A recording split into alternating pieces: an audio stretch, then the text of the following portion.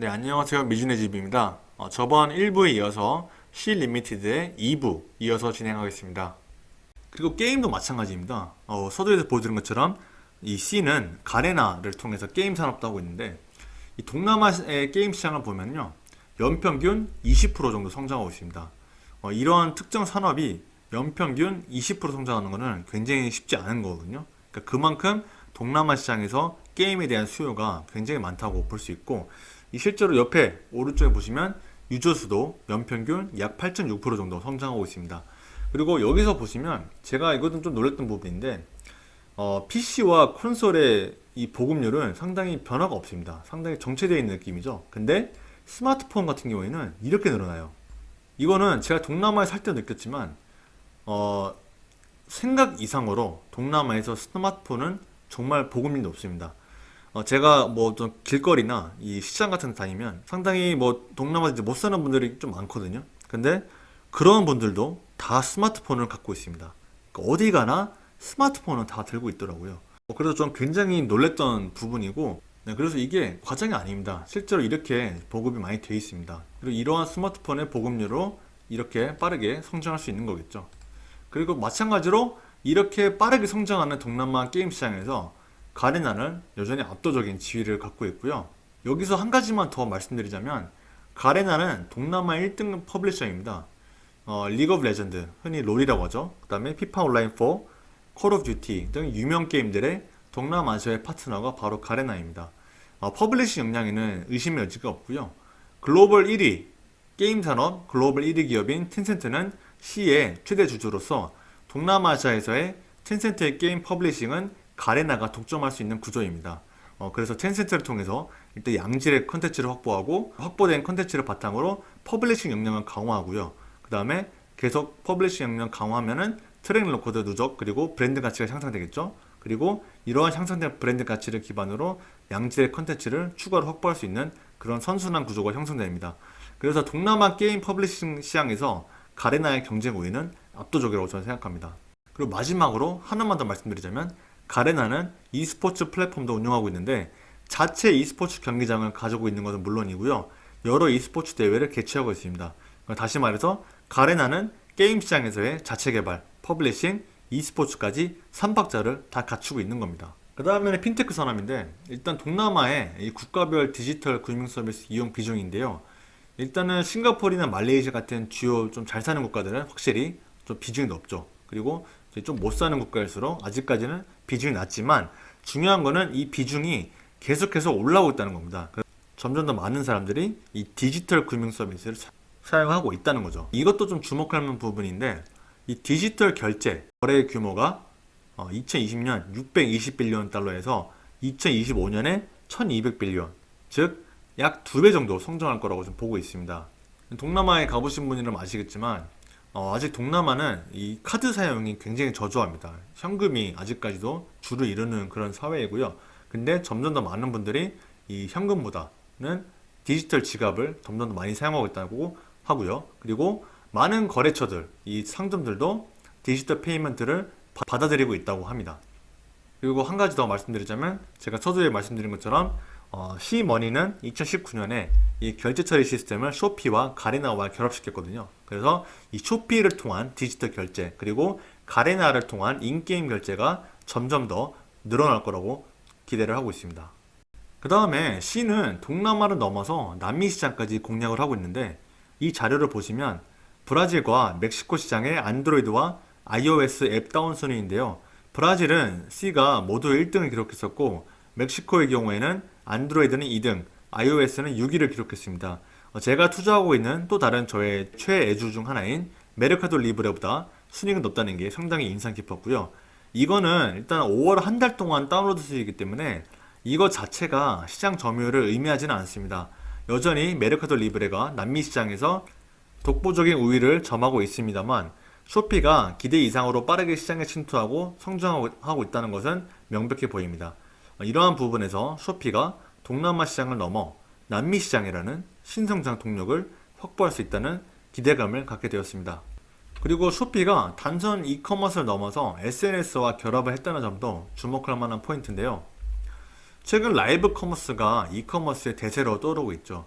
이전에 페이스북 영상에서 이 부분을 다룬 적이 있는데 쉽게 얘기해서 SNS 플랫폼에 이커머스 요소를 결합해서 실시간으로 물건을 판매한다는 겁니다. 판매자 입장에서는 훌륭한 마케팅 도구가 생긴 셈인데요.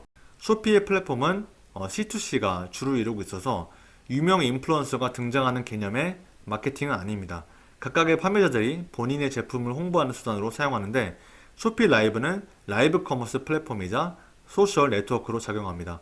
페이스북 피드와 유사한 쇼피 피드 역시 소셜 미디어와 이커머스가 결합된 장치입니다. 쇼피 피드 페이지에 업로드된 게시물은 판매자와 구매자의 소통 창구가 됩니다. 이처럼 순수 이커머스 앱에 SNS가 결합되면서 쇼피의 생태계는 더욱 강력해지고 있습니다. 쇼피가 SNS 플랫폼의 기능까지 흡수하기 시작한 건데 그렇게 될 경우 트래픽 증가로 이어질 가능성이 높고 이는 신규 판매자가 쇼피 플랫폼으로 진입할 유인을 높여주게 됩니다. 결국 쇼피 플랫폼의 상품 구성이 더욱 다양해지며 생태계가 확대되는 그런 선순환 구조에 진입하게 되는 거죠. 게다가 여기에 음식 배달까지 진출했어요. 최근에 쇼피푸드를 통해서 음식 배달 서비스까지 출시했는데 음식 배달 역시 동남아에서 가장 빠르게 성장해 오고 있고 앞으로도 성장할 그런 산업 중 하나라고 보고 있습니다. 이건 뭐 미국과 우리나라 등 전 세계적으로 공통된 트렌드죠. 그래서 C의 비즈니스 모델을 보면은 정말 좋은 거는 다 모아놓은 느낌입니다. 게임, 이커머스, 핀테크, 거기에 음식 배달까지. 정말 포스트 코로나 시대에서 가장 성장성이 높은 산업들, 가장 매력적인 산업들을 한 곳에 다 담고 있는 그런 매력적인 비즈니스 모델이라고 보여집니다. 자, 그리고 잠재 리스크도 좀 봐야겠죠. 일단은 저는 경쟁이 가장 큰 리스크라고 보고 있습니다. 동남아 이커머스 시장의 경쟁은 굉장히 치열합니다. 대표적인 경쟁사를 뽑자면 저는 고트와 그랩을 꼽고 싶은데 일단 이 동남아에서 이커머스 시장이 가장 큰 인도네시아에서는 경쟁이 정말 심합니다. 이 토코피디아는 가장 큰 경쟁사인데 월간 방문자 수에서 쇼피를 추월하기도 했습니다. 그리고 최근에 고잭과 토코피디아가 합병해서 고트를 설립하였고 쇼피를 위협하게 될 최대의 경쟁사가 될 것입니다. 그리고 아직은 아마존에 뭐 본격적인 시동을 걸고 있지는 않지만 시동을 걸게 될 경우 동남아 시장에서의 막강한 위협이 될 것이라고 보고 있고요. 남미 시장에서는 아까도 좀 잠깐 말씀드렸지만 메르카도 리브레가 압도적인 경쟁 우위를 보이고 있습니다. 그래서 물론 쇼피가 남미 시장 진출을 일단 성공적으로 한 거는 다행입니다만 이 메르카도 리브레의 아성을 넘기는 쉽지 않아 보이고요. 과연 쇼피가 이 남미 시장에서 얼마의 이 점유율을 가져올지 그게 관건인데 일단은 현재로 봤을 때는 그렇게 쉬워 보이진 않는다. 이 정도로 말씀드릴 것 같고요. 게임 시장 같은 경우에는 이 자체 개발 게임 중 프리파이어에 대한 좀 의존도가 높다는 점, 그리고 퍼블리싱에서도 텐센트에 대해 의존도가 높다는 것도 잠재적인 리스크가 될 수 있습니다.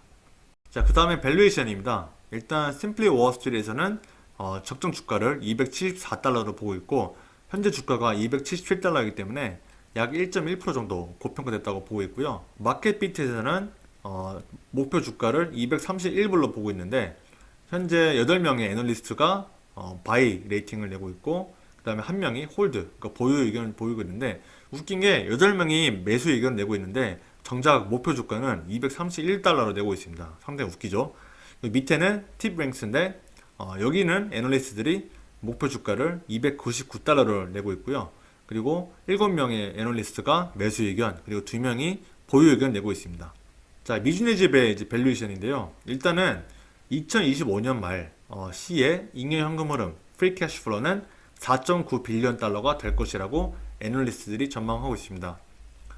현재 시가총액이 145.63 빌리언 달러이기 때문에 C의 Price to Free Cash Flow는 약 29.72배입니다. 다시 말해서 현재 C의 주가는 2025년에 달성 가능한 프리 캐시 플로우에 대해서 29.72배의 프리미엄을 지불하고 있음을 의미하고요. 상당히 비싸다고 할 수 있겠습니다. C의 잉여현금으로 마진 그리고 성장성을 등 고려할 때 2025년 Price to Free Cash Flow는 약 45배가 될 것이라고 예상하는데 Price to Free Cash Flow가 45배라고 할 때 2025년 예상 Free Cash Flow 수치에 곱해주면 220.5 빌리언 달러가 됩니다. 이게 이제 미래의 시가총액인데요. 현재 시가총액이 145.63 빌리언 달러이기 때문에 2025년 예상 주가는 현재 주가 대비 약 1.51배의 업사이드가 있다고 볼 수 있습니다. 이 경우에는 현재 주가가 277달러이기 때문에 2025년 예상 주가는 약 418.38달러가 될 거라고 예상할 수 있습니다. 근데 이건 좀 보수적으로 접근한 거고요. 저는 개인적으로 2025년 500달러 이상이 되지 않을까 라고 생각합니다. 물론 이거는 저의 개인적인 의견일 뿐이고요. 절대 매수 매도 추천은 절대 아닙니다. 미준의 집 항상 강조하지만 단기적으로 접근하는 게 아니라 장기적인 관점으로 투자할 필요가 있다고 말씀드리고 싶고요. 워렌 버핏은 이런 말을 했습니다. 좋은 기업을 보통의 가격에 매수하는 것이 보통의 기업을 좋은 가격에 매수하는 것보다 낫다. 저는 이 말에 좀 동의를 하고요. C가 현재 밸류에이션이 물론 비싼 편입니다. 비싸고요. 그래서 보통의 가격이라고 볼 수 있는데 확실한 거는 정말 좋은 기업이라는 것도 확실합니다. 저는 C의 성장성에 의심의 여지가 없고요. 앞으로 이 기업에 5년 이상 투자하면서 C가 성장하는 과정을 함께 하고 싶습니다. 자, 결론입니다. C는 게임, 이커머스, 핀테크라는 가장 성장성이 높은 세 개 부문을 비즈니스 모델로 구축했고요. 게임과 이커머스는 동남아시아 지역에서 막강한 경쟁 우위를 확보했고, 핀테크는 게임과 이커머스와 결합해서 성장이 기대됩니다. 동남아시아의 게임, 이커머스, 핀테크 시장은 폭발적인 성장을 보이고 있고, 이에 따라 C의 반사이익이 기대됩니다. 음식 배달, 라이커머스 등 신사업에 대한 기대도 있고, 전제 리스크로는 이커머스와 핀테크 시장에서의 경쟁, 게임 부문의 텐센트에 대한 큰 의존도가 있습니다. 현재 밸류에이션이 비싼 것은 사실이지만 미래 성장성을 생각했을 때 여전히 매력적인 가격이라고 판단됩니다. 5년 이상 투자 프레임으로 접근할 필요가 있고 현 시점 가장 매력적인 성장주 중 하나라고 생각합니다. 자, 오늘 내용이 도움이 되셨다면 구독과 좋아요 부탁드리고요. 의견이나 피드백은 언제든지 댓글로 환영합니다. 앞으로도 좋은 기업을 선별해서 공부 내용 공유할 수 있는 채널이 되겠고요. 항상 시청해 주셔서 대단히 감사드립니다. 미준의 집이었습니다.